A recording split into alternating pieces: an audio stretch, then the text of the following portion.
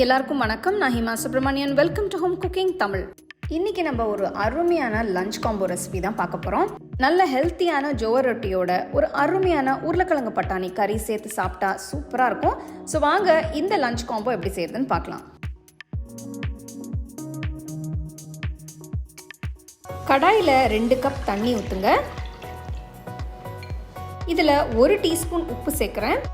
தண்ணி நல்லா கொதிக்க ஆரம்பித்ததும் 1.5 கப் சோள மாவு ஆட் பண்ணுறேன். அடுப்பை லோ ஃப்ளேம்லேயே வச்சுட்டு நல்லா மிக்ஸ் பண்ணுங்க. சோள மாவு இப்போ ஈஸியாக மார்க்கெட்டில் கிடைக்கிது. இந்த ரொட்டி ரொம்பவே நல்லாயிருக்கும். இது வெயிட் லாஸ்க்கும் ரொம்ப ஹெல்ப் பண்ணும். இது ஆக்சுவலாக நம்மளோட சப்ஸ்கிரைபரோட ரிக்வெஸ்ட் ரெசிபி.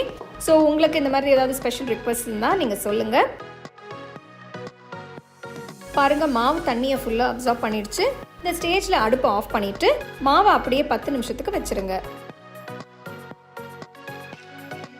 10 நிமிஷத்துக்கு அப்புறம் பார்த்தீங்கன்னா மாவு நல்லா சாஃப்டாக பர்ஃபெக்டாக வெந்து ரெடி ஆயிடுச்சு.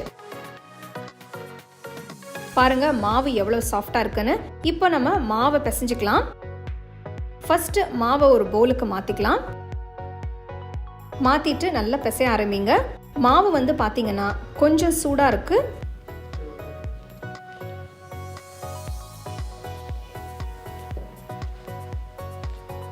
இப்போ இதை நம்ம ஈவன் சைஸ் பால்ஸாக பிரித்து உருட்டிக்கலாம்.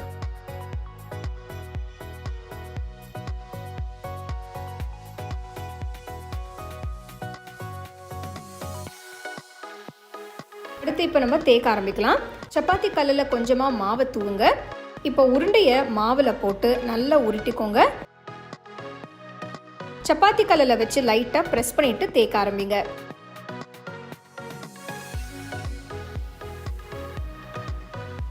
மாவு கொஞ்சம் ஒட்டுற மாதிரி இருந்ததுன்னா கொஞ்சமாக மாவு தூவிடுங்க.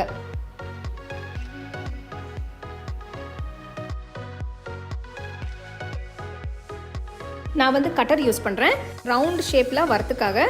அப்போது எல்லா ரொட்டியும் ஈவனாக பார்க்க நல்லா இருக்கும்.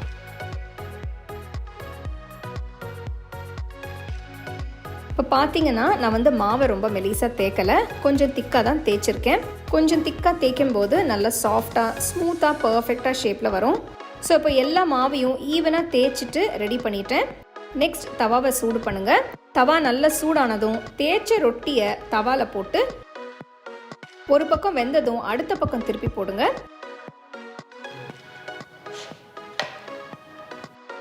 பாருங்க, ரொட்டி மெதுவாக உப்பி வந்திருக்கு.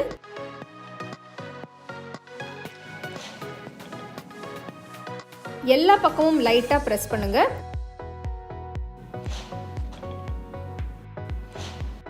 ரெண்டு பக்கமும் ரொட்டி வெந்ததும் மேலே கொஞ்சமாக நெய் இல்லைன்னா எண்ணெயை தடவுங்க.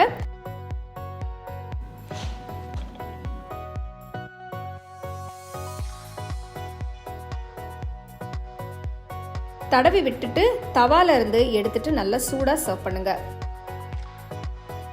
இந்த சோள ரொட்டி ஒரு பர்ஃபெக்ட் ஹெல்த்தி ரெசிபி.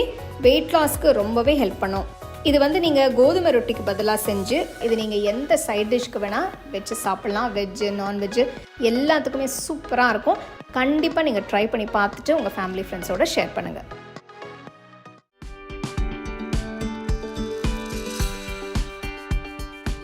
ஒரு அகலமான பேனில் 2 டீஸ்பூன் எண்ணெயை ஊற்றுங்க. 3 உருளைக்கிழங்கை தோலை எடுத்துட்டு சின்ன க்யூப்ஸாக கட் பண்ணி வச்சுருக்கேன். இந்த கிழங்கை எண்ணெயில் சேர்த்து எல்லா பக்கமும் பொன்னிறமாக வர வரைக்கும் நல்லா ஃப்ரை பண்ணி எடுத்துக்கலாம்.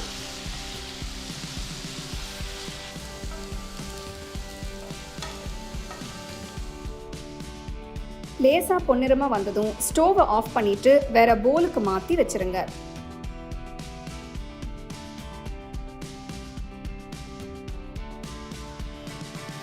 அதே பேனில் 1.5 டேபிள் ஸ்பூன் எண்ணெயை ஊற்றி 1 டீஸ்பூன் சோம்பு, 1 டீஸ்பூன் சீரகம், பட்டை, கிராம்பு, ஏலக்காய் எல்லாம் சேர்த்து எண்ணெயில் நல்லா வறுத்துக்கலாம்.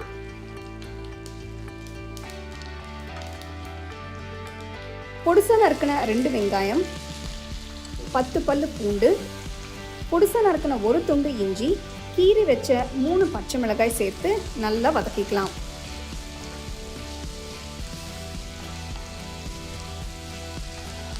வெங்காயம் 2-3 நிமிஷம் வதங்கினதும் பொடிசா நறுக்கி வச்ச 3 தக்காளி சேர்த்துக்கலாம்.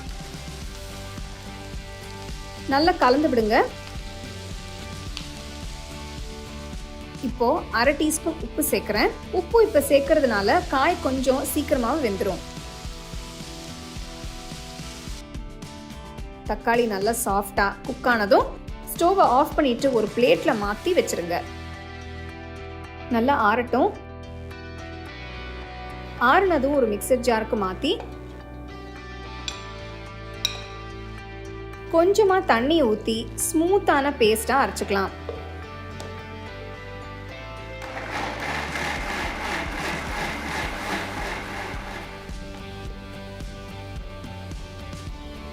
ஒரு கப் தயிர் எடுத்து நல்லா க்ரீமியா பீட் பண்ணி வச்சுக்கலாம். இது கிரேவிக்கு தேவைப்படும்.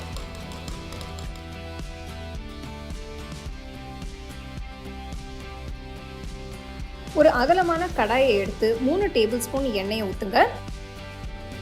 ஸ்டோவை லோ ஃப்ளேம்லேயே வச்சு 1/2 டீஸ்பூன் மஞ்சள் தூள், 2 டீஸ்பூன் காஷ்மீரி சிவப்பு மிளகாய் தூள், 2 டீஸ்பூன் தனியாத்தூள், 2 டீஸ்பூன் சீரகத்தூள், 1 டீஸ்பூன் உப்பு சேர்த்து எண்ணெயில் நல்லா கலந்து விடுங்க.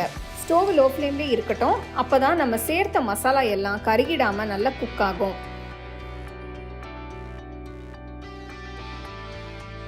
நல்லா கலந்ததும் பீட் பண்ணி வச்சிருக்கிற தயிரை சேர்த்துடலாம்.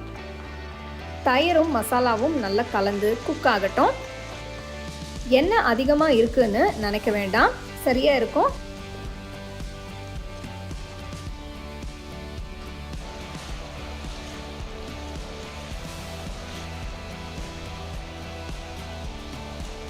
தயிர் நல்லா மிக்ஸ் ஆனதும் அரைச்சி வச்ச வெங்காயம் தக்காளி கலவையை சேர்த்துக்கலாம். நல்லா கலந்து விட்டு வேக விடுங்க.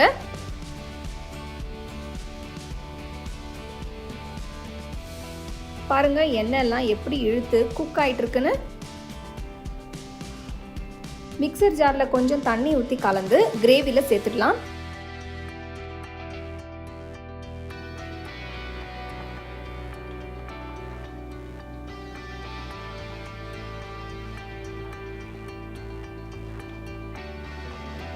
மசாலா கொதிக்க ஆரம்பிச்சதும் வறுத்த உருளைக்கிழங்கு,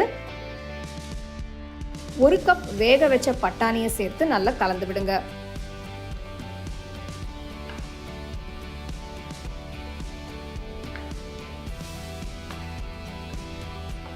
இப்போ 1 டீஸ்பூன் ஆம்ச்சூர் சேர்த்துக்கலாம்.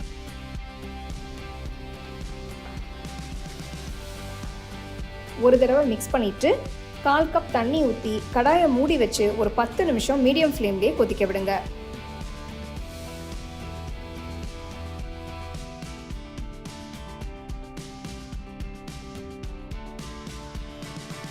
பத்து நிமிஷம் ஆயிடுச்சு. பாருங்க ஊற்றின எண்ணெய் எல்லாம் பிரிஞ்சு கிரேவி நல்லா க்ரீமியா குக் ஆயிருக்கு. இந்த ஸ்டேஜ்ல 1 டீஸ்பூன் கரம் மசாலா தூள், கொஞ்சம் கசூரி மேத்திய நல்லா கசக்கி சேர்த்துக்கலாம்.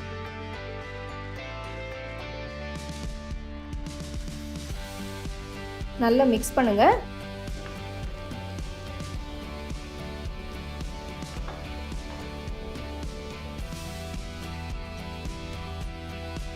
கொஞ்சம் நறுக்கின கொத்தமல்லியை தூவி ஸ்டோவ் ஆஃப் பண்ணிடுங்க.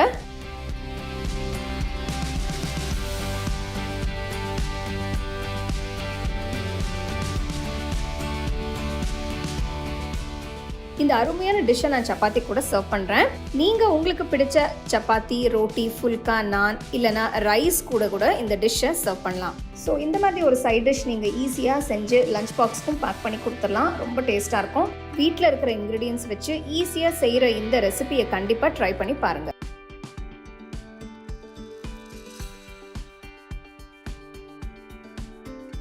இந்த ஹெல்த்தியான டேஸ்டியான லஞ்ச் காம்போவை கண்டிப்பாக நீங்கள் ட்ரை பண்ணி உங்கள் ஃபேமிலி ஃப்ரெண்ட்ஸோட ஷேர் பண்ணுங்கள்.